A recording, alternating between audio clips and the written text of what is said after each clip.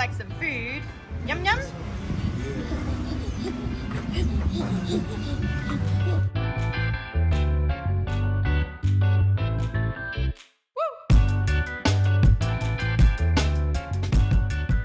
Hey, how you doing? Welcome to our latest vlog. This week we're going to be talking about, we went to two Mexican restaurants. One of them was one of the most popular Mexican restaurants here in Bali.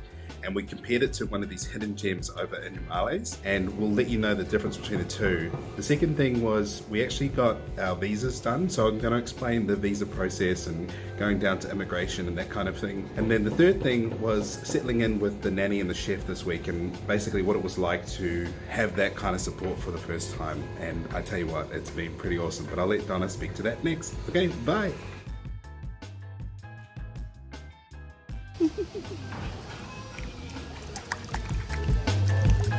So this is our first week officially in Bali, and we have since got our nanny and our chef has started with us. It's been really, really interesting because it's brought up a lot of stuff around receiving, like a lot of actually having all of this support of somebody cooking your meals and somebody taking care of your child and, cleaning the bottles and doing your washing for you and all of that sort of thing. Like, it's so amazing to have so much support, and at the same time it's really confronting because there's this part of you that kind of wants to step in and be like, oh, I can do it, I don't want to take advantage of you, that sort of thing. Like, there's some stuff that really comes up around it that you kind of have to relax into and be like, no, that's okay, like this is what we're paying them for.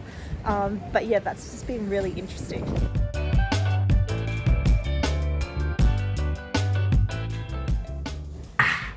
Hey, how are you? I want to talk to you about the visa situation when we arrived. So this was August 2022, so it may be a little bit outdated, but if you were vaccinated, it was very easy. No pre-departure test needed, no PCR test on arrival. They did temperature checking as well. If you are symptomatic, they probably will get you to a PCR test and then you'll have to quarantine. I can't speak for the unvaccinated, I don't know the process. Last I checked, they weren't actually able to come into Bali. So there was no quarantine needed. They did check a couple of things. The first one was that you had insurance, and we do have insurance. We have insurance with a company called Safety Wing. There's an affiliate link. They're fantastic. When we left Bali last time, they covered our flights, which were business class, because they were the only flights out of the island. And it was just seamless, really, really easy. We love them. It's a subscription model, but you can check them out below. You do need your international travel vaccination certificate, so make sure you get that before you depart. Give yourself heaps of time in case there's a delay there. And they didn't check the Palingalingi app, so there's this app that the Bali government has, like a QR code scanner. I would get in anyway, register, save yourself time at the airport. It took us about 1 to 2 hours, and because we were thinking about leaving and going to Perth for a week, we got a 60-day visa. It's called a visa on arrival. Most countries, a whole list of them, you can Google it, get a free 30 days in Bali. Some countries, most of them, if you're Australian, you're watching this, and you definitely do, are eligible for a visa on arrival, which is a 60-day visa, but you have to extend it by going down to immigration. The process is a little bit long. So some people just leave the country and they come back. It's not typically kosher, but people are doing it and they've been doing it for a long time. So you can just leave at 30 days and come back and don't worry about it. We didn't want to leave in 30 days, so we got the 30-day extension. It's about $75 per person, and then you have to get a local agent here to go and take your passports down to immigration, and they go sort it all out. And you scan your fingers, and it's probably about a half-day thing. We got lucky when we went because we had a baby and they prioritized us, so we were in and out in less than an hour, which is unheard of. It usually takes a lot longer than that. So it's totally up to you whether you want to leave in 30 days or 60 days. But a visa on arrival, there's just a desk that you go to, and then you can say, can I have a visa on arrival please? You say $75. They sometimes take cash, sometimes take card, most of the time take cash. It's strange, so make sure you have some cash with you before you leave, because also you're gonna probably catch a taxi from there. I would pre-order it, or go find the person that has their driver and organize a taxi so they're waiting for you, because it's a little bit expensive if you don't know what the going rates are getting from the airport somewhere else. And even the SIM cards at the airport are a little bit expensive as well. So if you can wait till you get to Canggu, or there's this place called eHolify. I'll put it in the description below, and it's an eSIM. So if you have the latest phone, you can keep your SIM card that's Australian or New Zealand or whatever, and it's just an eSIM that you sign a QR code. Again, not sponsored, but we'd like to be. You could just scan it and it gives you 2 numbers. So you can have a number for Bali and keep your Australian number without physically taking out your SIM. It's a virtual SIM. And that's what Donna has at the moment. And she can just flick between the 2 on her phone. So if she needs to receive a text from Australia to get into her banking, it's fine.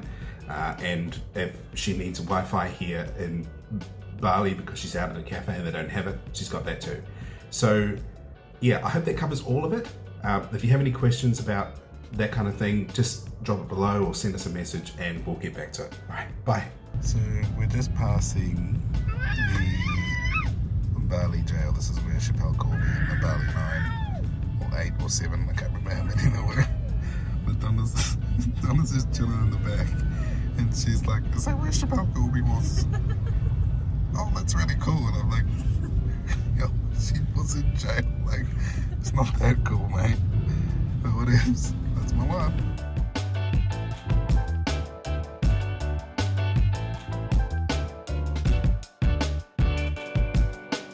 Hey you guys, so tonight we are out at Lola's for dinner, which is a Mexican restaurant. Zali's really keen about it.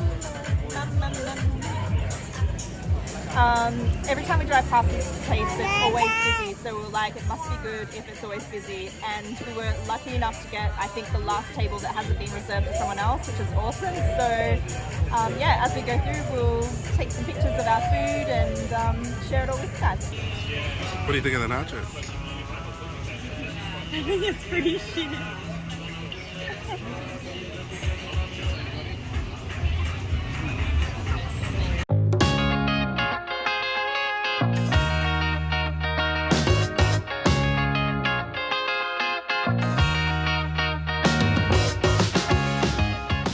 Joy's being a parent, guys. Zali started to get a little bit antsy because she was hungry, and so as soon as we got the food, we just started eating. Caleb got some footage of the nachos, but this is all we got of the tacos.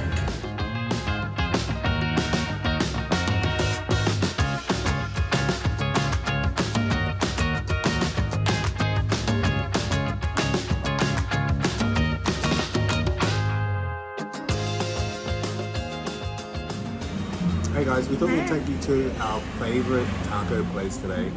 We were so hoping that this place was still going to be open. It's like a hidden gem, like a proper hidden gem. Most people don't come here because, as you can see, it's not very full, but the tacos are the best tacos. It should be full though. It should be full. It's crazy. So amazing.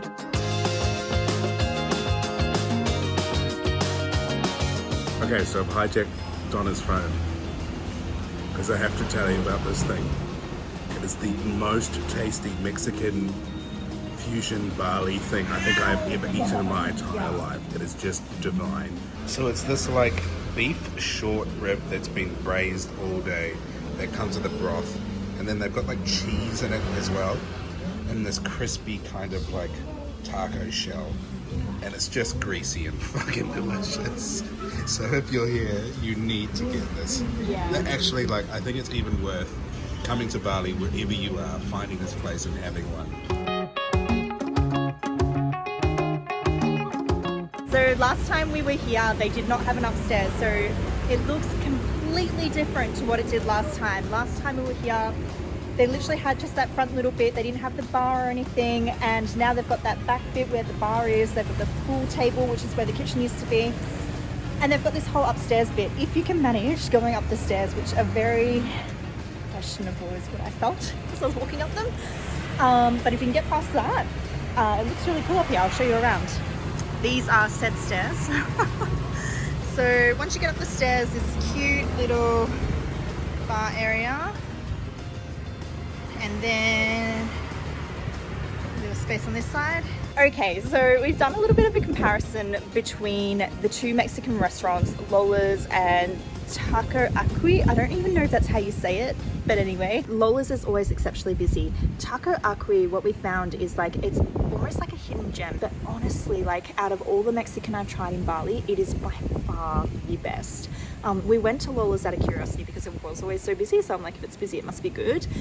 And it was nice, but Taku Akui by far beats it, and I highly recommend that if you come to Bali, specifically the Canggu area, that you go and visit that, because we're there at least once a week.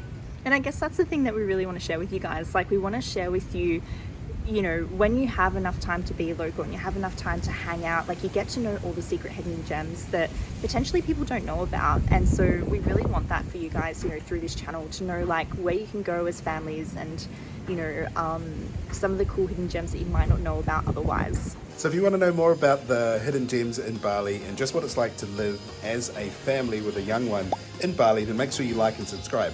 And on one of these squares here is going to be our playlist where you can watch it from the start. So go and click here, or maybe here. I don't know where it's going to be, but see you in the next video.